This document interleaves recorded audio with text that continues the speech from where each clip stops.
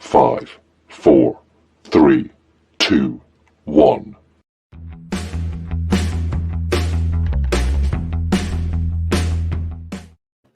And welcome in, everybody, to episode 101 of the High Low Sports Podcast. It is DJ, joined as always by my co-host Kelcey and Kelcey. We're in the busiest sports time of the year. We got college basketball tipping off. We got the NBA getting into the too early complaints and predictions part. College football is really starting to matter, and midseason of the NFL point. It is a busy time to be a sports fan. Yes, it is. It is an absolutely exciting all around for sports. I mean, I love it. This is the best time. We have college basketball starting back up as well, which I mean, this is always fun when you got Zaga running the table over people right now and looking great. And then you have, college football getting down to the nitty-gritty, which, well, I think we're going to start off with. How about you? That's a pretty good illusion there. A nice little tail of the tape compass. That will take us into the tip-off. Brought to you by Dr. Squatch. Smell like a man, feel like a champion. Some wonderful Black Friday holiday deals on there. Click on our link and that'll take you straight to it. Several bundles for different soaps, deodorants, whatever you need as well too. And still some Star Wars edition soaps that I would highly recommend. But that's going to take us into the tip-off. And Kelcey, I guess we got to go with it. We got to start with college football and the playoffs. And it still continues to be a little messy, to say the least, as well too. And the Final Four taking a little bit of a turn, if you will. Yeah, look, this playoff committee, if you guys haven't seen it coming out, it is, why are we still, what is wrong with this committee? I feel like every week we're just like, there's a new complaint. And this week for me, why is Michigan ahead of Michigan State still? And you have Iowa's Mark Bartra, or whatever he is, the head of the college football committee, that he's like, oh, putting aside watching the games, we feel Michigan is a more complete team, offensive and defensively. But if only there was a way for us to figure this out, like somehow you can match up two teams head to head and see who is actually the better team overall. If only there's a way to figure that out. I'm not sure how to do it. Can't quite put my finger on it. Is it like a simulation? Is it a roll of the dice? Is it flippy a coin? I don't know. Maybe Barta has the answer on this one, but I can't seem to figure it out. I feel like maybe, putting pads on some guys and putting helmets on, maybe that's too direct on the nose. Maybe that's too easy, and that's why we don't want to go with that on every Saturday. I'm not sure what the deal is, honestly. This is absurd. Absolutely. And we still see Cincinnati at number 5 on the outside looking in. Oklahoma pretty much playing themselves out of it with their loss as well to Baylor. And then still Georgia, Alabama, Oregon, Ohio State basically putting themselves in position to control their own destiny. My question to you is, we got Ohio State and Michigan State coming up this weekend. Let's say Michigan State hypothetically wins that game. Do you think they would jump Ohio State, or so they just end up passing Michigan and Cincinnati? Or do you think they would do Michigan State dirty and put them at 5, maybe then slide up Cincinnati, or slide up Michigan and Michigan State at 5 and just move Cincinnati down? Oh, let's be completely honest. They're going to move Cincinnati down, number one. Number two, I feel like they're going to do anything in their power to keep everybody else out. I mean, this is just Ohio State Invitational, but here we are. And then it's going to be, well, how can we keep Jim Harbaugh his job so we can finally see Ryan Day hang 100 on Jim Harbaugh? Well, let's get him into the playoff too. Let's sneak him in there. Whether Oregon stays or not is a different story. But yeah, I think Ohio State's going to stay, even if Michigan State beats them, which it seems blasphemous to say that. But you literally just said there's no point in watching the games. A team who is more complete offensive and defensively is going to be ranked higher. Like, you literally just said that this week when ranking the playoffs. So I don't get why we're playing any more games this year. I'm really curious to see how it plays out as well, too. In my opinion, it should be you move Michigan State up to 5, then Cincinnati slides into that 4 spot. Is that basically just the best common denominator left of all the other teams that have 1 loss or even 2 losses now, the Ohio State, and then Michigan State with a chance to move up depending on how it goes. And Michigan, maybe a chance to jump them. Like, there's some options, but I think if I were in charge, I'd slide Ohio State down to probably 7 to move everybody else up 1 spot. That's what I would do. But that's just me. I'm not an expert. I'm not part of the college. Let's be honest. That's what any normal, sane human being would do. But for some reason, I think when it comes to ranking these playoffs, there's anything but sane, normal human beings ranking these playoff teams. I feel like that's our biggest problem here. Let's throw on top of it, too. Let's hypothetically say Ohio State beats Michigan State. You know darn well they're going to somehow find a way to put them at 3 ahead of Oregon, who they actually lost to early on. It's another one of those, well, if only we had a way to figure out who should be ranked higher. Somehow it'll end up at Ohio State at 3, being like, well, they beat Michigan State. That's a much better win somehow. Somehow it'll work out that way. Yeah, it's silly. I don't get it. I don't think we'll ever understand it. The College Football Playoff Committee is a joke. And look, I think we've talked about this. I think we need to go back to the algorithm. Let the algorithm decide, and then go from there, because this is This is a joke. This can't be serious. Not 2, not 3, not 4, not 5, not 6, not 7, but 18 playoff could solve a lot of these issues. Just not. And I do want to mention still, this isn't a knock on Ohio State specifically. It's not that they're not good enough to be there. Yeah. My concern is if they lose, we've seen what happens. I mean, Oregon has the best win of the college football regular season besides when Texas A&M beat Alabama because they beat Ohio State, who was ranked number 2 at the time. That's why Oregon is so thrust right in there despite their loss to Stanford and the Pac-12 being, well, the Pac-12, unfortunately. So it's not a shot at Ohio State because Ohio State is more than good enough to be there. It's the process how we get them there. That's really like, there's no repercussions. Why are we even playing at this point? Yeah, and CJ Stroud, though, still playing himself into that Heisman conversation, I think, as well, too. So Ohio State fans, you don't have to yell at us. It's not a shot at the shoe. Just pointing out the way we got here is like, really? Oh, I mean, we could take a shot at the shoe, but here we go. That's not for this episode. We'll save that one for when they lose to Michigan State. Well, all right. Hold on. Is that you calling your shot? You think Michigan State and Kenneth Walker are going to pull it off this week? No, I'm not going to be that stupid to admit that. Like, that's just crazy. When it happens, though, I will say I told you so. But when it doesn't happen, I'll be like, I never said anything. I don't know what you're talking about. So what you're going to do is you're hedging your bets with no money on the line. Okay, I see what you're doing. You're a smart man. Safe, playing it safe. It's what I do best. But that'll do it for the tip-off. It was a real quick one this week. Last week, our tip-off was, well, let's just say we had a lot more to discuss last week because there was a lot more wrong with everything last week. This week, really just that Michigan State seems to be taking some jump ball violations on last week's tip-off. But this time we got to clean the first try. Exactly. But that'll take us to the main event here, brought to you by ColorCast. If you guys haven't checked out ColorCast, I mean, really, what are you doing by this point in time? We are there every weekend. Man, we just had a absolutely fantastic weekend worth of calling games, and we will be back at it again this weekend, which we'll talk about a little bit later. We're not going to spoil that one. But if you guys have an iOS device, Apple, iPhone, iPad, go ahead, download ColorCast app, go check it out, and you can even jump on the mic yourself and call the event yourself, and it is totally worth it. Honestly, like if you have any hot sports takes, ColorCast app is the way to go with that. And look, I know we got Zach finally jumping on there from Gridiron Gallery, and actually the Bleacher Connection crew. They are going to be jumping on to do some CFL games as well. So there's a whole lot of stuff happening on ColorCast coming forward, and man, they just keep growing. We're part of a great organization with ColorCast, and they just keep growing. Revolutionizing the way sports is talked about and commentated as well, too. So jump on the bandwagon while you can now, because it's only going to get bigger and it's only going to get heavier. So get your comfy front rows first class seat while you can. Exactly. So if you guys don't know how our highs and lows work, or how our main event works, it's our highs and lows, and our namesake. We like to give you our highs and lows, 3 highs, 3 lows each from the last week of sports. And DJ, I'm going to let you get it started. All right, so we're going to go with my first high. I'm looking at Jonathan Taylor, the running back for the Colts. Not only does he have 7 straight games of 100-plus scrimmage yards and a touchdown, which is, if I'm not mistaken, has surpassed LaDainian Tomlinson, who did in his MVP conversation. He's also now tied right down to the yard with Derrick Henry for the league in rushing yards. I know Derrick Henry's missed about 2 games, but he's still done it in fewer carries on top of that as well, too. So Jonathan Taylor's having an absolutely sensational season after a slow start in an offense in which he really does not get the ball as much as he should. Anyone who's watched the Colts games, you're like, why? You see the meme with LeBron James and J.R. Smith. It's LeBron, Jonathan Taylor, then J.R. Smith is Frank Reich. Like, what are you saying? I think he's only cracked 20 carries once or twice this season. So he's not getting the ball nearly as much as you think. And he really looks like that Wisconsin absolute monster that everybody saw almost win the Heisman multiple times with absolutely nothing around him. And he's got a tough task this week with the Bills. So we'll see if he can keep that streak going. It's going to be really tough, but he's been absolutely sensational this year. Taking that second-year jump when last year, he was 3rd in the league in rushing. He only started like 6 or so games. We forget he was not the starter through a lot of those games, having some of those rookie up and downs, and Nyheim Hines taking a lot of the carries. So really curious to see if he's able to keep this going, because he's been absolutely on fire since October started. In fuego for sure. It's an understatement. Because this guy, that's not just a description of how he plays, how he's been playing.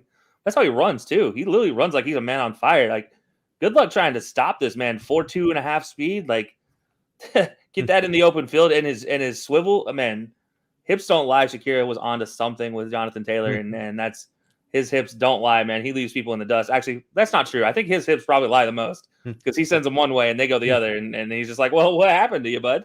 Oh, and if you don't get your hips destroyed, he hits you right in the chest as well too, being 230 pounds, and has 2 of the longest runs of the season as well too, at 84 and 76. He's been absolutely sensational. I know the Colts offensive line is still one of the better ones in the league, but it just started getting put together healthy wise as to all the injuries they've gone with. So Jonathan Taylor gets my nod for my first high, and he's been just a sensational season. And maybe if the Colts get on a run, look for him to maybe edge his way into the bottom of those MVP conversations if he starts seriously starting to knock forward some yards. If we're looking at 1,700 rushing, 700 receiving, something asinine like Christian McCaffrey like that, and the Colts fight their way into a playoff spot after being on. You never know. It's a long shot. This is a reach. Like if you have $10 to spare, you throw it out there for a chance to win a couple hundred. But you never know. The way he's playing, it's very possible. It's a wide open race right now. Yeah, it absolutely is. You never know. I would not bet a lot of money on it, though. You keep the house. You do not bet the house on that. Yeah, no, don't bet the house on this one. There's too many other problems with the Colts right now to bet the house on somebody for the Colts. There's too many good teams coming up as well, too. Like, I'm not betting the house on that one. But that's going to take me now to my second high of the last weekend. I'd be kind of hard remiss not to mention them because we haven't talked a whole lot about them, but topping the Eastern Conference, the Washington Wizards of all teams as well, too. No, not the Bucks. No, not the Nets. No, not the Knicks. No, not the Hawks. No, none of that. The Washington Wizards at 10-3 at the time of this recording as well, too, and doing a good amount of that without Bradley Beal, nonetheless. The trade for Russell Westbrook, the Wizards won that one so far, and it's really not even close if you look at it. And that's not even because Westbrook has been bad necessarily. It's because Kyle Kuzma, Montrezl Harrell, everything that got it, like those two have been absolutely sensational. Montrezl Harrell looks like that sixth man of the year he was with the Clippers. It makes that Lakers season look like an aberration. They're well coached now, too. Getting rid of Scott Brooks seems to have weirdly helped them as well, too. Like, it's amazing how much better run they are with an actual coach at the helm. And I don't know if this is going to be a long-term thing. I mean, they've had some struggles like playing the Cavaliers as well. There's been a little bit of struggles here and there. But I look at the Washington Wizards, I'm like, this is a team that's kind of on the uprise, too. It seems like they kind of bounced back from that John Wall injury plague time with Bradley Beal and nobody around him. Then the Russell Westbrook experiment. It felt like this team was kind of in the hole for a while with not a lot of picks either. But I see them climbing themselves out a little bit, and they look like a competitive future, maybe playoff contender type team, along with like the Bulls, the Cavaliers, some of those other things as well too. Yeah, no, look, hey, the Wizards, man, I don't get it. Like, where did they come from? Who decided they wanted to be good again for the Wizards this year? And better yet, who's the guy that decided to amount the talent needed to be good again? Because this Wizards team outside of Bradley Beal is well, not a whole lot. They're greater than the sum of their parts to say so far. And remember at this time last year when hashtag free Bradley Beal was an obnoxious thing going around everywhere. It was like, send him to Denver, send him here, send him there, send him to LA. Well, now it's like, help Bradley Beal, send more help or join Bradley Beal is what the case is. It's almost like when Jarvis Landry went to Cleveland. He's like, everyone come here, not everyone get away from here. Yeah, no, really. I mean, it's insane to think about. And the talent surrounding him, you have Rui Hashimura, who, by the way, I still love, but he's slowly putting himself into a best Japanese player to ever play, possibly role. I mean, there's not very many to ever play, so he has not a lot of work ahead of him for sure. So, but look, he's already putting himself in that category. A guy who came out way too early, I believe, into the NBA, but he's turning himself into a pro player. And you have him helping out with Bradley Beal, and then all the other pieces stepping up, as you mentioned. The sums are greater than the part, and some of the best teams we see year in year out are just guys that are just better than their individual sums. Absolutely as well. T's been absolutely sensational. Well, we've gone the gridiron, we've gone the hardwood. For my final high of the day, we're going to head to the octagon. And in the main event of this last week, Max Holloway versus Yair Rodriguez, number 1 in the featherweight rankings versus number 3. And nobody wanted to fight Yair Rodriguez. He is an absolute freak of nature. The amount of spinning kicks, the dexterity in his legs, he's one of the most dangerous guys on the feet you will find in the UFC across the board. And he has submissions. He is a dangerous guy that has not fought in about 2 years. And there's a reason for that as well, too. And Max Holloway went in there, did what he does. He's beaten just about everyone besides Alexander Volkanovski, which he should have actually beat him in that second fight, but that was a questionable decision. I digress. But the pace he puts on is the diversity in his game, the amount of strikes he could throw in such a short amount of time. He might be the best fighter that doesn't have a belt right now, arguably with guys like Dustin Poirier. He was absolutely sensational. Fast hands, lightning quick combinations. He was absolutely amazing. Max Holloway gets my third high of the week because he continues to put on a show, and there's some big options for him next. He has a win over the lightweight champion. Conor McGregor is always out there. There's the picture of Conor pacing, staring at Max Holloway on the TV. There's so many different fights from out there. You could put him in there with Volkanovski, and I don't care if he's technically 0-2. I'd watch that 1,000 times over. So Max Holloway gets my third high of the week. He continues to be absolutely sensational. Main event worthy at all times, and always finds a way to put on a show. And I think he has a chin made out of pure vibranium, because no matter what you hit him with, he just kind of like blinks at you, opens his eyes really wide, and then charges forward and hits you with like 17 strike combinations. So he continues to be an absolute maniac, and I wouldn't be surprised if we see him in Volkanovski fight yet again. Yeah, no. Look, and to your point, I think I saw a stat that about 17 or almost 20% of the total strikes landed so far have belonged to Max Holloway in the 2021 year. It is something was that ridiculous like that, silly 'cause he like had that? north of 400 when he fought Calvin Kattar as well too, and he's the first fighter of all time to pass 3,000 total strikes, which is absolutely astronomical considering he does it all on the feet too. Most of the time when you see those high strike totals, it's because the guy takes someone down, then hits them 1,000 times when he's on top of them because they can't go anywhere. He's doing this on the feet, which is just absolutely mind-blowing. The future Hall of Famer continues to even somehow get better. Not even 30 years old yet. It feels like he's been around forever. Like, he's absolutely incredible. There's no other way to describe it. Yeah, like this was an insane fight, and I still love the fact that there was a you showed me the video, and it was something I had never seen before. Max Holloway taunting his opponent and talking to the UFC announcers in one of his previous fights while throwing punches, while dodging people. Literally And saying, it's I'm like, the best boxer in the UFC. You heard me while doing this and evading people and throwing punches back. Like, I can't even pretend to mimic it as well as he did it live against a top 10 fighter nonetheless. and yeah, just just rattles this dude with just some left straights and jabs that are just doesn't make sense. And then what he did with Rodriguez, I mean, that wasn't fair. I mean, really, that was silly. And that was one of the best Rodriguez you'll ever see. Like, that Rodriguez pieces up so much of the division as well, too. Probably just about everyone besides him and maybe Volkanovski as a champion. But like, Rodriguez is a dangerous man to come to, and that was off of a 2-year layoff. So there's bright things for the both of them. And I look forward to if they fight again. I can't wait. I will be grabbing a whole barrel of popcorn and I'll be sitting there throwing it back like I'm Terrell Owens in the end zone. I can't wait for that. Yeah, look, it's going to be a whole lot of fun for sure. But that will take us over into my highs and lows. And that's going to start me with my first high. And that's fitting because he wears number 1. It's Cam Newton back in Carolina. And look, all the memes, all the tweets about, him just fading away into the distance with his, forget it. Forget about it. He is in Carolina and he is a starter. I'm sorry. He is the starter in Carolina until further notice. I don't think Sam Darnold's going to fight his way back into taking this spot from Cam. 2 touchdowns, and what that team looked, they looked revitalized. They looked like they believe. They look like the Panthers that the name Keep Pounding came from, where it was just a team that believed in each other.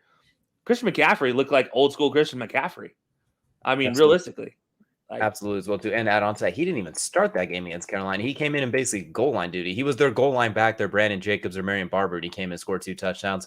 Matt Rule says he's not ruling out the chance of Cam Newton starting this weekend either. So it looks like Cam might be the starter. Tough break for PJ Walker, who I think a lot of people were excited to see, especially the XFL fans. But Cam Newton's a different beast, especially in Carolina. And is there anything more fitting to see Cam Newton back in that Carolina number 1, barrel dozing his way into the end zone? It's almost a swan song. You can't put it into words. It's poetry in motion. There's just some guys that are comfortable in certain looks, and that's his look. Like, that is his thing. You remember when you saw Deion Sanders playing for the Ravens and he was wearing long sleeves and it just didn't look right. Yeah. And you're just like, this doesn't make sense. That's what it looked like for Cam in New England. And this is Cam Newton in Carolina. Just seems to fit. And we get a heck yeah on Cam Newton on that one. So, but yeah, look, this is man, I love seeing him back there. We'll see this week for real. If it's for real, if it was just a one game thing, because we see it all the time in the NFL. Where it could just be a 1-game thing. That puts me on a quick hot seat question for you. Let's say he starts the rest of the season and leads into a playoff berth. Do you think Cam Newton gets comeback player of the year, even though he missed half the season? Which is tough because there's some real good competition for that award this year. Well, I can't. Maybe I'm just stupid. I can't think of another one that would rival that type of a comeback. Dak Prescott would be the one that argues it right now. Okay, fair. Like, that's the only. That's the biggest. Wow, I feel like a terrible Cowboys fan right now. You hate them. I understand that rules is rules, but like, do you think Cam Newton is virtually with that one performance alone? We're obviously projecting an entire half season ahead. Do you think if he plays similar to this, where he gets Carolina into a wild card spot, or even if they somehow take the division, but I wouldn't bet on that, but plays them into a playoff position, he has a strong case for that comeback player of the year? It's hard to say no because this team was literally on a losing streak. Dallas, okay. The one thing with Dallas is they have weapons. You have tons of weapons. Zeke looks revitalized as well. And maybe that's having Dak there. Maybe it's not. I don't know what the reason behind that is. But Zeke does look healthy. Tony Pollard looks great for Dallas. So he has assets that are playing well. And the defense finally looks like a real defense. Even though Trayvon Diggs gives up a ton of yards, he has the picks. So, I don't think we have got an episode without taking a dig at Trayvon Diggs yet. So I had to keep up the momentum. Look, no, it's what Carolina has is a bunch of young pieces on defense, a sketchy offensive line, and a really good running back in Christian McCaffrey. And if he can stay healthy, and then a really good backup in Chuba Hubbard, who, by the way, didn't get 100 yards this week because, well, he was just not able to. Like, it was Christian McCaffrey's show, and Chuba Hubbard is a guy that will fill in valiantly. I think they could even run a 2-back set along with Cam, like you just saw in the old days, and it was like a whole lot of fun, and I look forward to Chuba Hubbard and Chris McCaffrey being Jonathan Stewart and D'Angelo Williams almost a little bit too. A little smash and dash with their waving back and forth after the end zone. Chris McCaffrey could basically play receiver for you. Run a read option with Chuba Hubbard or like an RPO with Christian McCaffrey on a halfback angle. Like there's a lot of fun they can have with there. Plus you have DJ Moore. Did you see the look on Robbie Anderson's face when Cam Newton was on the field too? Like he looked miserable the last month or so with Sam Darnold and PJ Walker. As soon as Cam throws the ball, I've never seen him smile like that. And he had a rapport with Sam Darnold going back to their Jets days. So yeah. I just love this is going to be great. I look forward to what this team could do in the second half of the season. It could be an aberration because it was a Cardinals team with injuries across the board, no Nuke, no Kyler Murray, etc. But it was at least fun to watch again. It wasn't miserable, it wasn't ghosts, and it didn't look messy, it didn't look imploding. It looks like a young team having fun again with a wily old leader at the quarterback spot who has been underrated in recent years. Honestly, last year the New England aberration, they did him dirty. You see what the offense they're running this year for Mac Jones? Cam Newton can run that offense. He is better when he gets the ball out of his hands quickly. Everyone gets enamored with him as a big play quarterback. That's not him at his best. It's spread everything out and just get the ball out of his hands. If he doesn't like his quick 2 reads, he bolts. That's when he's at his best. Instead of the corner route is usually his best deep pass. Yeah. He can throw the deep ball, but it's not his strongest suit, if that makes sense too. Like waiting for deep routes to develop isn't his strongest game. So I think Cam Newton could thrive what Mac Jones is doing here with Carolina. I think he'll be just fine. Look, I'm glad somebody else said it because I'm tired of hearing myself say things, and I don't grow tired of hearing myself talk very often. So this is the one subject that I do grow tired of hearing myself talk about it though is when it comes to the Panthers and what they did to Cam. It was like, let's just throw him at the Lions and see what happens. Like we are gonna throw him at this other defensive line and let him go into a bunch of car crashes time and time again, and we're gonna make it work that way. But Mac Jones is there, and it's like, let's dink and dump. Exactly. Oh, okay. What? No, okay. And he also has weapons, which Cam did not have any of last year. Like last year was the worst set of weapons we've probably ever seen on an NFL roster, arguably. Maybe not that bad, just considering there was a lot of injuries too, but it was not good. It was not nearly what it is this year. So great for Cam. I love seeing him back in Carolina. It just feels right. Like I feel like I'm turning baby blue in the face just thinking about it. Oh man, I might have to break out my old my Panthers wristbands and things that I have from my visit to Carolina for non-football related reasons. You're gonna say keep pounding now is just your answer to everything as well too. Like Alabama fans say roll tide, you're gonna be like keep pounding. You're not even really a Panthers fan. I might have to replace my board with just constant keep pounding memes and how fitting, by the way, that we made the number 1 person on the countdown for our time for 4th and 4. That's Cam Newton, and now he's back in the Carolina 1. So go figure how that works out. It worked out into existence, but that'll take us. Who's your second high? I'm really curious. It's gonna be hard to top that one. Well, it's a team that has been struggling mightily and finally didn't lose the game. They still can go 0-16 and won. But it's the Detroit Lions.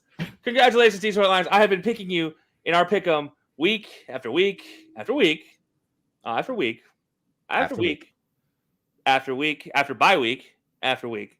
And finally, you didn't let me down. You didn't help me any, but you didn't let me down.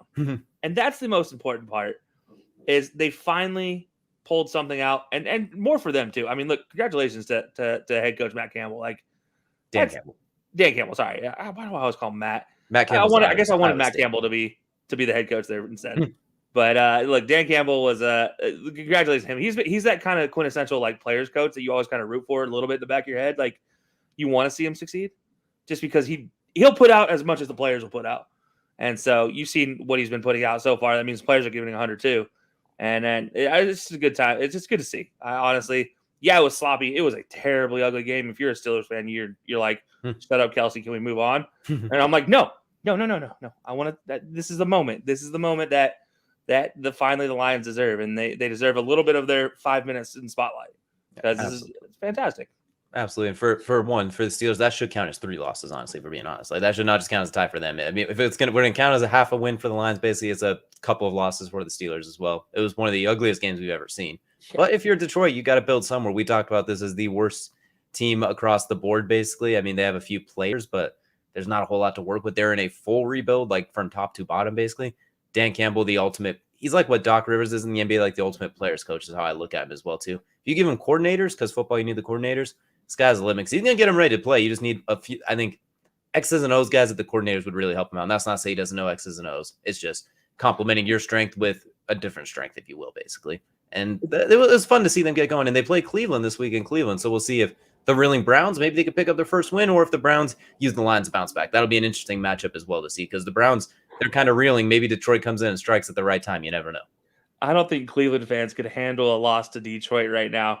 Cleveland fans are already struggling out here, man. And obviously they're not in my highs and lows, and they're not in yours. So I mean, just to like, dude, they are struggling, especially after seeing Odell get his season high in touches and targets and yards, all against the in his first appearance on Monday night. Like, yeah.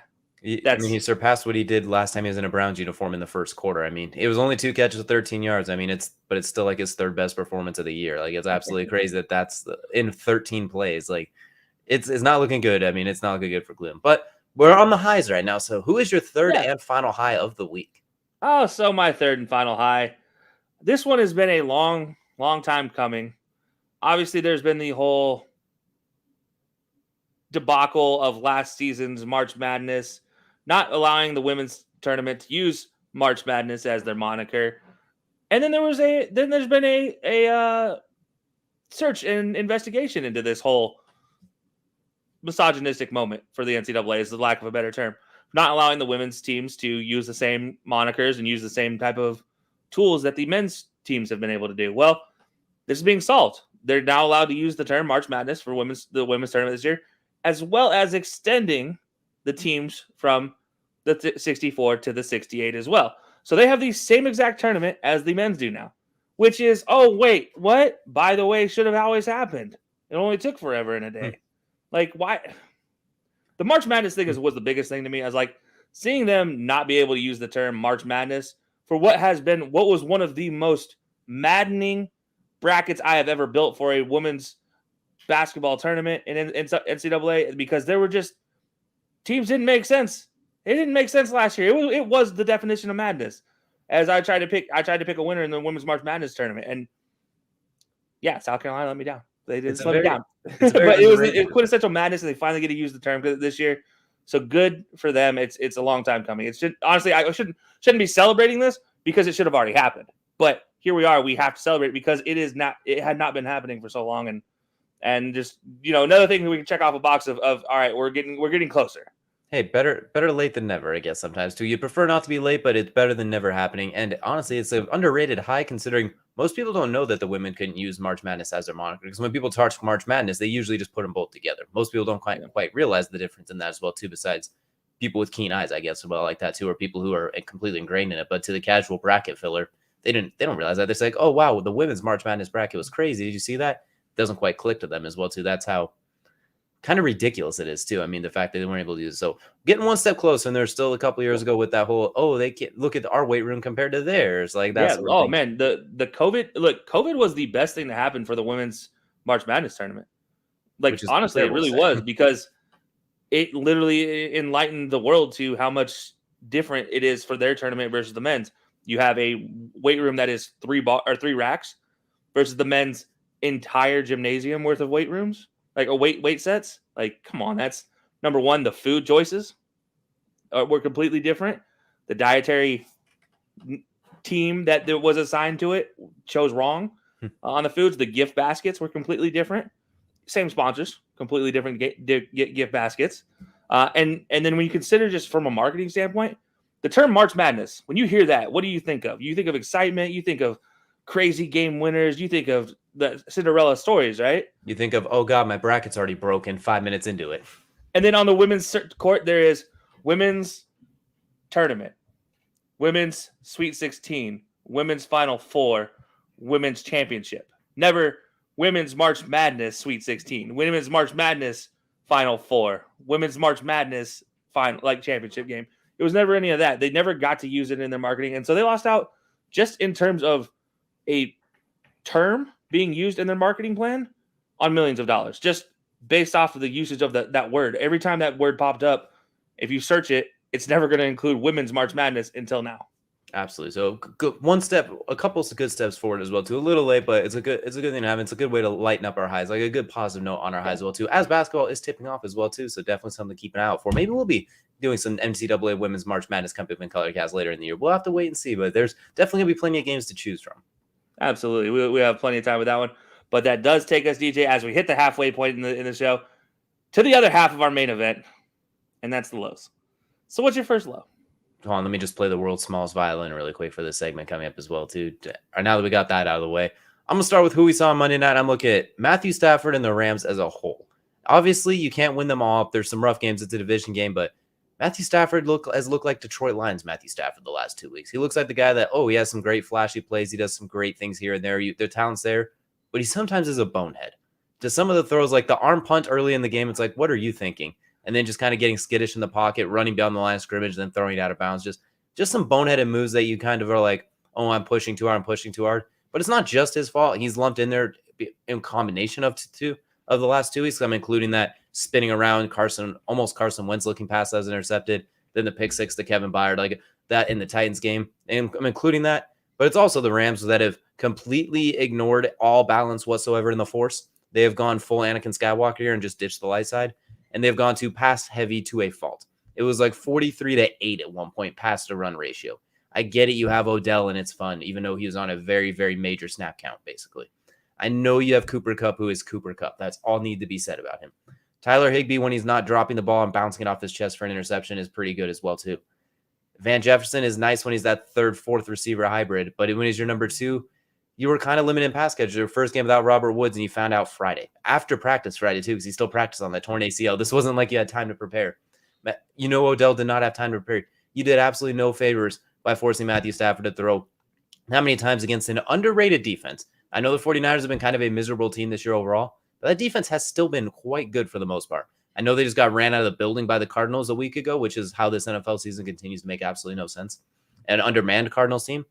But this team is the one team that Sean McVay has struggled against the division. He's beat the Cardinals every single time except once. He has a winning record against Seattle and a losing record against Kyle Shanahan and the 49ers.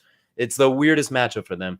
You knew what you were going into kind of limited offensively, and you ignored Henderson. You ignored Sony Michel. You didn't do any favors. Your play action was literally just playing. There was no action to it. No one fell for it, really. Like Matthew Stafford, it just made Matthews turn his back to the defense. So it's a combination of a Super Bowl favorite with a premier list of A-list weapons, but all the B and C guys they didn't show up to play, and those A guys got to pick up a bigger portion of the load if the B and C guys aren't going to show up as well. And that includes Sean McVay and the coordinators. They got to get going. Raheem Morris, you are a fantastic defensive coordinator, but your defense has been getting absolutely blasted the last 2 weeks. Aaron Donald is a splash in the pan, it feels like. Jalen Ramsey, I don't see him playing man-to-man hardly ever. They are using him as a zone guy, it seems like. Even though you put him in the nickel, which is smart, but you don't use him as a nickel corner like how the Colts use Kenny Moore or the Bengals and Browns or the Browns would use Troy Hill, for example. Like, they're not using nickel corners. How you use nickel corners, Mike Hilton on the Bengals, that would blitz on occasion or man up the slot while you play zone every.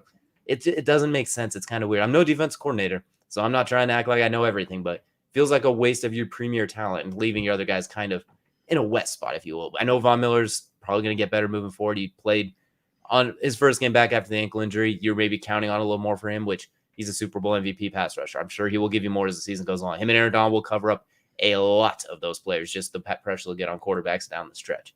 But these last 2 weeks have not been pretty, and I hope it's just a sputter, and then next week we'll be like, all right, the Rams are back. They're a high again. Hopefully I can rechange this sentence all of next week. But Matthew Stafford's MVP case, the M no longer stands for Matthew in MVP, and the Rams as a whole they kind of ran themselves into the wall, if you will.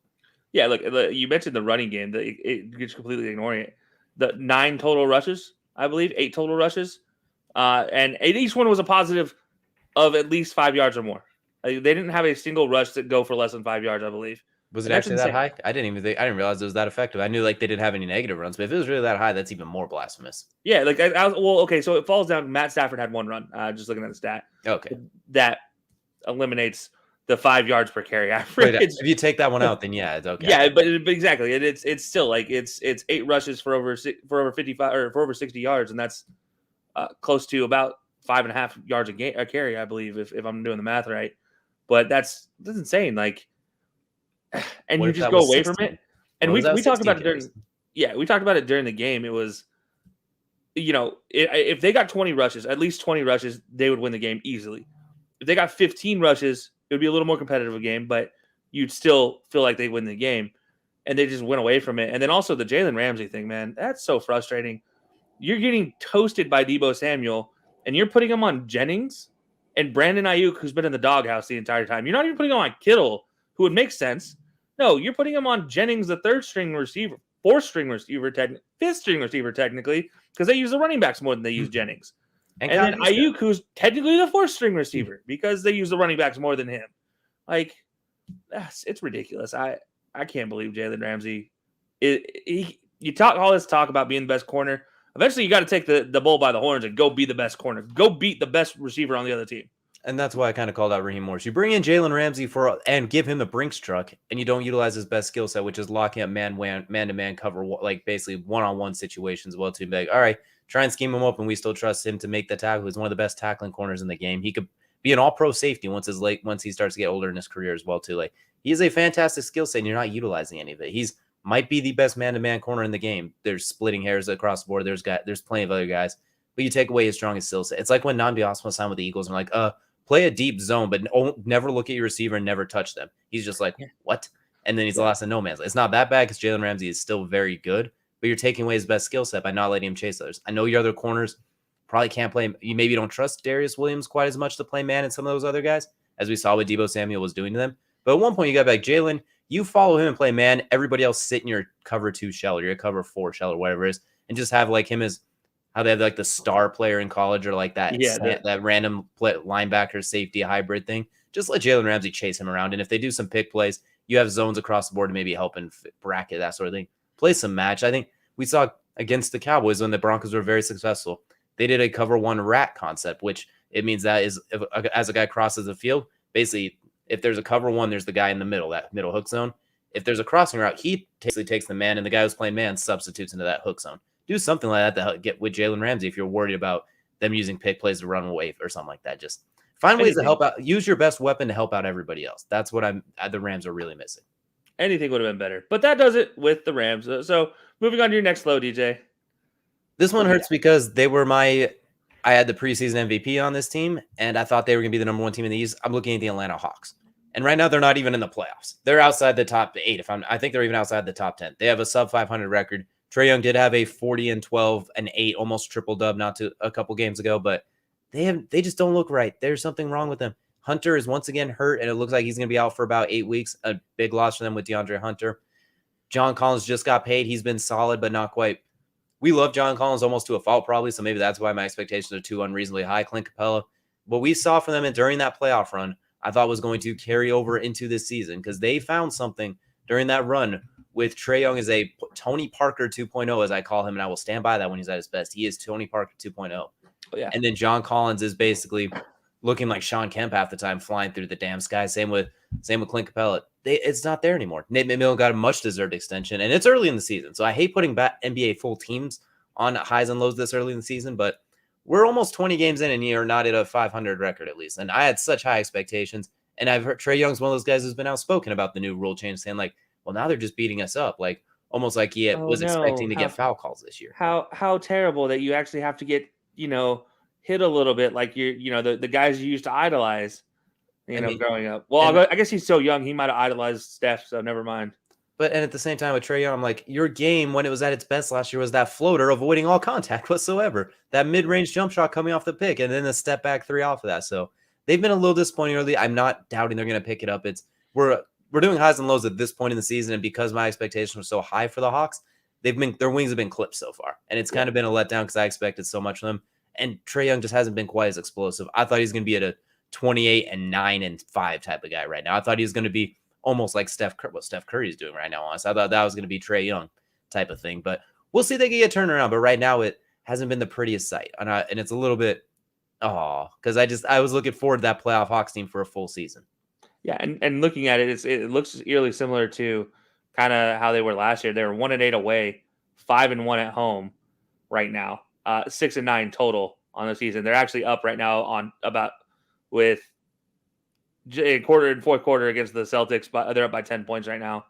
Whether that stays or not, we'll see. But there's 7 minutes to play in that one. So, but they have a chance to go to 7-9 and bump up to about the 10 spot, which would be the play-in spot. But yeah, it doesn't look good, but it does look a lot like last year where they're just away from home. They're just not good. You playing that home arena, it gets you some lovey-doveys, but away it's not so nice. I'm just going to say I really hope it doesn't continue because I have high expectations for this team, and I hope they do get a chance to meet them because I think they could be a really good team. And I've seen them in like the 7th, 8th spot in the play, and I think that's a rough spot for them to climb out of. Particular, I think they would do their best as one of those top 4 or 5 seeds as well. So hopefully they can get a turnaround just for the fun of the league. So I think that means Trae Young is going to be hooping if they do. Absolutely. So that'll take us to your final low. What you got for me? Well, we talked about the college football playoff earlier. One team that will not be participating is the Oklahoma Sooners. And in part, no small part, because Lincoln Riley. And he has the ultimate street cred at Oklahoma. He is basically locked in as long as he wants. But he has been kind of disappointing in recent memory. I mean, everyone talks about what he did with those 2 Heisman Trophy winners back-to-back and almost a third with Baker Mayfield, Kyler Murray, Jalen Hurts, just taking all these transfers and turning them into two number 1 overall picks, and then Jalen Hurts, who is now a starting quarterback in the NFL. But your own recruits, Spencer Rattler, I mean, my goodness, he went from number 1 pick before the season to, is he even going to play college football again? Because they were talking about him just training for the draft. To, is he going to transfer to, you brought him in for two series in a third quarter against Baylor. He got you a half a first down, it felt like. And then you benched him again for Caleb Williams, who, true freshman, ups and downs, you expect to see that. I mean, he was definitely not a guy you wanted to throw in right away. He wasn't one of those guys that was ready as a true freshman, but you had to do what you had to do because the Spencer Rattler thing was not working. And then Lincoln Riley just doesn't seem to be handling it very well. If you notice, he seems to take other quarterbacks that have like a year in the system, turn them into superstars. And their recruiting hasn't been nearly strong. You don't see a Day-Day Westbrook. I mean, they have some really good players. I like Marvin Mims. I think he's going to be good, but he's not Day-Day Westbrook. He's not Mark Andrews. He's not Hollywood Brown. There's a weird disconnect there. I mean, Trey Sermon was a stud for them, and they let him go to Ohio State. Like, they're just Oklahoma. We're seeing them slowly start to drop down. This is right after you said, "Hey, we want to go play in the SEC." You have enough troubles in the Big 12 right now. Let's reel that in a little bit. And the biggest thing about it was him kind of making a big scene at the end of the game because of the field goal attempt, the timeout, and all that stuff, which was messy. And we call that game live. It was kind of, I don't want to say Bush League, but it was weenie-esque, if you will. But he made Bush League. I'll be the one to say it because I'll say it was Bush League. The reasoning kind of made sense loosely with the 10-point Big 12 tiebreaker, all that, but it was a Weenie Hut Jr. move to say the least. And that was the biggest stink he made the entire game. That was the most energy he put in the entire game. The rest of the time he was just kind of like, it looked like he didn't know what he was doing. It looked like he was starting to lose his grip a little bit. And he's still a quarterback genius type guy, a mastermind, but he's losing a little bit of that steam. There's talk about him being the Cowboys coach a couple of years ago when Mike McCarthy came in. They were talking about him possibly going to the Cowboys. That ship sailed. I don't think any NFL team's looking at him right now like, we want that guy as our head coach. Maybe an OC or a quarterback coach, and then there's talk of him going to LSU now, which that would be actually something we could get the LSU. We'll give you a taste of the SEC life if you want it, but I don't like what's been going on the last couple of years at Oklahoma. They're going to be perennially a top 10 team. They're still going to get those elite recruits, but they've fallen off a little bit since the Baker Mayfield, Sam Bradford, DeMarco Murray, like what it once was at the end of Bob Stoops, the early part of Lincoln Riley, starting a downward trend that I'm worried they're going to have almost a Clemson or an LSU dip, minus that Joe Burrow year with LSU. Obviously, they had that one spike that flipped everything around, but we kind of saw LSU after that national championship lost to Alabama. It was the same year that it was 9-3 in the regular season, that absolute travesty of an offensive game. LSU basically kind of nosedived after that, and I'm worried we're about to see the same thing from Oklahoma. Yeah, look, this Oklahoma is ugly. There's no doubt about it. I personally can't wait till they join the SEC. As a fan of SEC football, I personally can't wait till they get slapped around by the SEC and get taught a little lesson that you maybe should have stayed in the Big 12 and enjoyed it, or maybe gone to the Pac-12 where you get dominated. Them and Texas are in for a rough time as well too, and honestly, it just makes it'll just kind of ruin it too. They'll lose all of their luster. They're going to lose a lot of recruits because a lot of recruits go there for the Big 12 because they know the way they're played. That gives them a chance to get to the playoff because the SEC is going to be 3 teams at the top and the rest are going to kind of just kill each other. The Big 12, you win the Big 12, you have a good shot, and you're not getting ran into by another team, and you get a chance to any given Sunday, basically. Exactly. And the Big 12, I think, has been better for like offensive skill positions, if that makes sense. Obviously, Alabama and LSU's receivers would like to have a word with me. But I'm looking at like the running backs out of the Big 12 and some of the receivers. You've seen some really good talent come out of there in recent years, especially weirdly enough, the running backs. As weird as this very passing conference, I don't think they're going to want to go to Oklahoma or to Texas if they go to the SEC because it's a different type of play style. that will not show off their skills quite as much. Like Bijan Robinson, I don't think he's going to want to go there if they're in the SEC now. So he's going to look at and be like, well, the Big 12 is more conducive for my play style. So we'll see. I could be reaching a little bit there. I might be throwing a net into a dry, empty pool on that one, but we'll see. I don't like the move altogether. And for Oklahoma, it feels like they're in a slow disintegration that could be capped off, if you will, once they if they go to that SEC switch in a couple of years. Oh yeah, it's not going to be pretty at all. Well, that does it for my Debbie Downer lows. Kelcey, what do you have for us for the lows? So we're going to start with a team that has been through all the lows this season, the Las Vegas Raiders, and now it's turned into on the field lows. It's not been pretty. We'll see if they can recover coming up this next week as they take on the Bengals. But man, the team I saw on the field this last weekend against the Chiefs just did not look good. It did not look good at all. It was just all over the place. That defense was just full of holes. Max Crosby was a bright spot, but he just can't get to the quarterback still. He is still just a step shy of getting to the quarterback every single time, and that's not good enough. You need to be able to actually, make contact with the quarterback occasionally.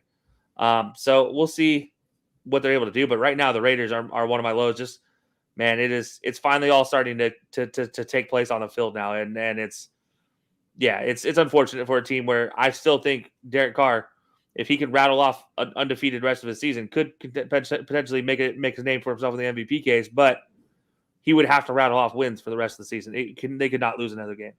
Not to mention, too, it feels like they're just missing a lot of playmakers in general. Like you see, even though Damon Arnett was not a great corner, that's a loss of depth as well, too, with him being gone. Ruggs being gone, you see they brought in Deshaun Jackson to fill that role, and he immediately fumbles from lack of awareness and basically gives up a touchdown in one of the biggest come-on-man bonehead moments of the season. And probably since he threw the ball out before he crossed the end zone against the Cowboys back on Monday Night Football back in the day. An absolutely weird. I'm just going to leave that one as is. They don't really have a head coach. Obviously, their fill-in coach has done an admirable job, what you can expect. But you're still missing a head coach nonetheless, someone to basically keep everything in line without having that can handle all of the duties instead of just doing his duties and everybody else's. You see cards basically Hunter Renfrow, Darren Waller, shoot. Darren Waller's double team, shoot. Hunter Renfrow's bracketed. Sometimes Brian Edwards shows up and makes a big play. He's very talented. Sometimes Zay Jones randomly pops out of nowhere. It's like, oh, yeah, Zay Jones, he's a player. Yeah. The offensive line, all of those holes. We saw how many false starts in key situations from the right tackle and Alex Leatherwood at right guard now. Your first-round pick being forced to play right guard, unfortunately. He's a very good talented player. I like him better at guard, but that was your first-round pick, and it didn't really fill one of the holes you had. I mean, Richie Incognito, we haven't seen a lot of. You clearly miss Rodney Hudson still. You clearly miss Trent Brown. Like, they are not the same unit they had last year, and they overachieved a lot early on. Josh Jacobs doesn't look quite the same either. It looks like I don't know if it's the offensive line or if he's just a little bit off. Kenyon Drake's it seems like he's slowed down a little bit. So the team as a whole just seems a little bit off, and all of those holes are really, really coming to roost. Yeah, absolutely. It's just been ugly. Truthfully, it has just been absolutely. So that'll take us now to your second low. What are we looking at for there? So this one is a cemetery, to say the least, and a stadium where I've talked about way too much. For a stadium that's in the NFC East that is, at this point in time, it's not known for the play on the field. It's known for the knees and Achilles and ankles and lower leg injuries that it causes. I mean, this is literally a graveyard of top tier players that have been taken out year after year after year after year. The most recent being Chase Young, and I've talked about it and talked about it and talked about it. Just replace the turf, replace the field, get rid of the field, do anything. Like, you're already renaming the franchise. Get a new stadium, whether it be in Virginia, whether it be in Washington, Maryland. Like, do what you have to do. Like, do something, but get a new stadium soon, because this is terrible. This is just awful. I'm tired of seeing big players get injured there. The difference between Chase Young's injury and Joe Burrow's injury was 2 yards on the location of the field. The same side of the field, 2 yard separation between the two. That's it. It's the same exact area, which is about 5 yards away from where Alex Smith tore his completely, almost died, actually. Where his leg exploded, basically. And that's about 4 yards away from where Robert Griffin III's career ended before our eyes. And let's also throw on to Adrian Peterson when he got his ACL torn there as well too. Like the list goes on it. FedEx should be called first aid field at this point too, considering how many damn injuries they have. And if FedEx and they want to rebuild the field, I will use FedEx like 4 times in a row. I will help co-fund that, and we will all buy a FedEx package if it means you will build a new field in time for next season. It could be in the exact same spot. You just tear everything currently down there and build something on top of it that's conducive to not knees exploding. Like it's been absolutely ridiculous how many injuries have happened there. And a lot of players complain. It is the field too. This isn't just like hyperbole. There's something that field is. I don't know if it's the groundwork, if it's the turf, what it is, but there's something with that field where when you're running and planting, it's almost like you try and move and your leg goes the other way. And we both have played on turf and grass before. You could tell the difference between good grass, good turf, and bad grass and bad turf. Like you could tell when one's a practice field for a middle school in the middle of rural Montana or some crap, and when one's an NFL stadium turf. And FedEx Field's not the latter. Well, here's what's funny to me is when you look at FedEx Field at the end of the season and compare it to the old McAfee Coliseum where the Oakland Raiders used to play, which was a baseball field. When they have to replace more divots in a grass stadium than they do in a stadium that is made up of half dirt, then you have a problem. Like when there is more dirt on the field than a half dirt field, you have a problem, and that's going to be where I leave that conversation at. And it should just be abolished. The FedEx Field, bye. Goodbye. Go into the annals of history. We will never forget you. A football field with a diamond on it was more sufficient than an NFL field that is only used once a week, basically. That's all that really needs to be told about that. So FedEx Field, first aid field, whatever you want to call it. I mean, ambulance arena. There is plenty of other ways. Practice arena. Like, whatever you want to call it, this field. ACLs are us. There's a whole lot of issues going on there. But that's going to take us to your third and final low, Kelcey. What are we looking at? Auburn fans. Oh, this one hits you home. You're not even ripping this Band-Aid off real quick. No, yeah, I'm just gonna say I'm sorry. Auburn fans have had so many years of hope and demise. They, for some reason, Auburn fans are the most hopeful fans in the world, and they never should be. I'm sorry, Auburn fans. You should never be this hopeful ever again. Bo Nix broke his ankle and played 3 quarters with a broken ankle instead of putting in JT Finley, who is a very viable quarterback, and then they get beat by 43. Or get beat by giving up 43 unanswered points. Tell me where it makes sense. It doesn't. And the fact is, Auburn's probably going to end this season about 7-6, 7-5, I believe. If they're lucky, maybe 6-6 if they're unlucky. Who knows what's about to happen? But yeah, poor Auburn fans. Low is just because they just have to deal with this year after year after year. It doesn't change. Coaches doesn't matter. It's just something in the Auburn mantra that unless we're going for a national championship, they don't care. You basically took a whole lot of steam out of the Iron Bowl right there. I mean, damn, guy. It literally means nothing that now. Like, literally means zero because the only way it means anything is if Alabama loses their next game, which they're not going to do. And then Auburn could walk in there and win. Auburn still has to beat South Carolina this week, which I don't even know is possible. So, like, we'll see. We'll have to see. But right now, Auburn fans, I'm just sorry. That's why you're on my low, is because I'm sorry we have to go through this together. And on top of it, too, to add to it, you talked about the Bo Nix experience. It's up, it's down. You never know what you're going to get. On top of that, you have to watch Auburn transfer Malik Willis at Liberty possibly play himself into a first-round pick of a quarterback with almost no talent around him. Obviously, he has his ups and downs in college football, but he has a lot of intangibles that you do not find very often. He has a lot of those elite traits that has NFL scouts looking at him like, could that be Josh Allen? Could that be a Michael Vick? Could we have something here? Like, he's probably going to get taken early in the first round of this NFL draft, barring some whole tomfoolery moving in the back end of the season in the draft process if he decides to come out. But that's a guy that could be suiting up and be staying War Eagle right now. And you never know when you give him some SEC caliber players like a Tank Bigsby. Obviously, the receivers aren't exactly lighting the world up, but it's better than what you have at Liberty. Look, I'll say this. He is my number 1 quarterback going into the draft cycle right now. We'll see what happens with workouts. So that tells you where I'm at with him.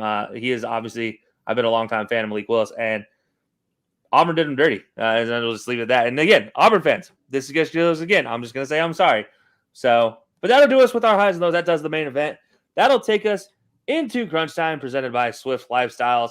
And if you guys haven't checked out Swift Lifestyles, go do so. Link is in our bio. It is the healthy alternative to all those mixed drinks, all those pre-workouts, and it doesn't give you those weird jittery after effects. Absolutely. You don't itch, and you can even take a dry scoop and then just wash it down away if you want to, and it won't feel like you just ate a complete pile of branded powdered sugar or anything ridiculous like that. It's not like doing a cinnamon challenge if you wanted to dry scoop it quickly as well too. So definitely give it a try. You won't regret as well too. They got some good flavors: bubblegum, blue raspberry. And if we get enough with that discount code, maybe we'll make our own flavor. It'll have a little bit of high, a little bit of low. It'll be the Sour Patch Kids, maybe is what we'll go with. Something like that as well too. If we get to that point, we'll let you guys pick it. But Kelcey, we're in crunch time. What's on your mind? This is where we do rants, recaps, and rankings. I think you got a rant at yourself. Crunch away. What do you got for us? I don't know what to call this, but it's Mike McCarthy's motivational tactic, aka the thing on my mind is called anti-monkey butt, anti-friction powder. I can't make this up. I literally can't do anything but make this. This is a real life story for Mike McCarthy. He is quoted in saying, McCarthy said, "I don't want to get into my personal hygiene here, but RAW Red Ass Week was the topic of our week of preparing for this game." And so I popped the anti-monkey butt on the counter and said, "This is what we're going to do to prepare next week." I don't know why it worked. Why did it? Is this the mystery? Is this the mystery monkey? Is this the rally monkey version of for Dallas? Like, is this their rally monkey? Is anti-monkey butt, anti-itch cream? Like, is this going to be the new sponsor for the Dallas Cowboys? Is this their version of KFC's 15 herbs and spices secret seasoning? Is this what it is for the Cowboys? Like, what just happened here? Like, did Mike McCarthy just crack the code that we didn't know we wanted cracked? No pun intended with crack.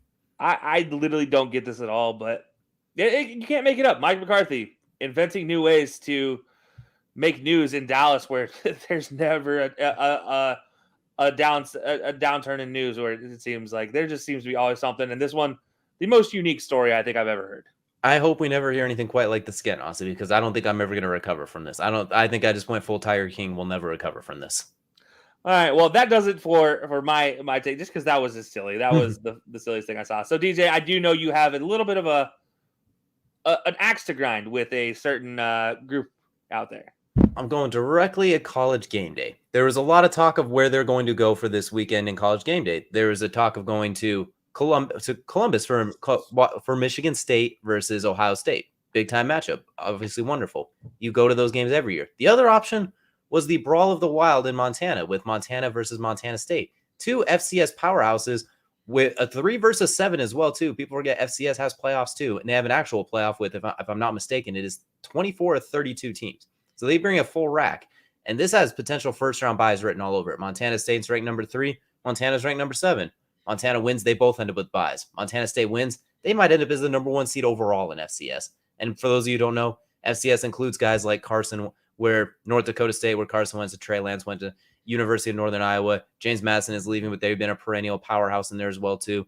Southern Utah. There is so many really good underrated schools in FCS that send a lot of players to the NFL, too. There's small school guys that make a big burst. And going to go in. For those of you watching on the live stream, here's what one of those helmets kind of looks like loosely.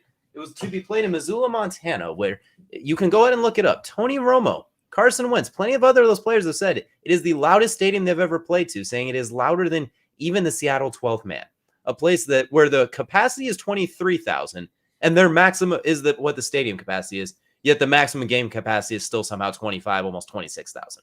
We were fortunate enough, we actually got to go there, and Carson Wentz's final loss as a college football player was in Missoula during a game where ESPN actually broadcast it, because it's the first kickoff game before the rest of everyone else's season kicked off. And it was one of the most incredible games we've ever seen in person. The atmosphere there is absolutely unparalleled. When you think about it, Montana has the closest professional team is Seattle, which is a full 12 hours away, or Minnesota, which is pretty much a full 12 to 20 hours away.